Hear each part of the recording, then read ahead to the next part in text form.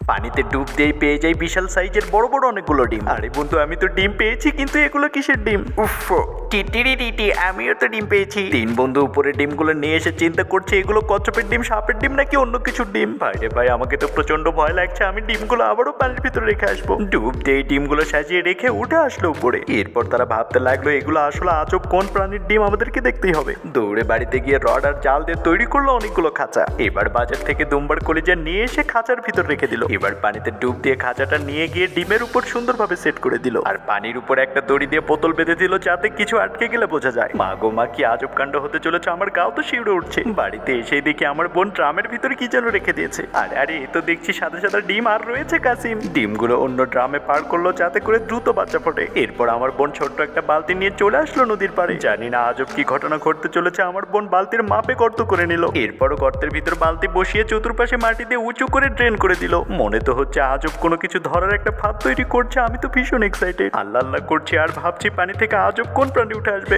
এর ফাঁকে হঠাৎ নদীর দিকে তাকিয়ে দেখি বোতলটা নড়াচড়া করছে। আরে বন্ধু থামো, তিনজন একসাথে যাবো। তিনজন একসাথে পানিতে নেমে দিয়ে দিলাম ডুব। আল্লাহ আল্লাহ, খাঁচার ভিতর কালো কুচকুচে একই দেখা যায়। বন্ধুরা, আল্লাহ লেখা সুন্দর ছবি কাবাখর এবং বাবা মার জন্য ভিডিওতে লাইক দিয়ে কমেন্টে লাভ পাঠিয়ে দাও। ভালোবেসে কমেন্টে লাভ পাঠিয়ে দিলে দেখো খাঁচা থেকে কি বের হয়। আরে বন্ধুরা, খাঁচা তুলতেই দেখতে পাই বিশাল বড় বড় শোল মাছ উঠে এসেছে।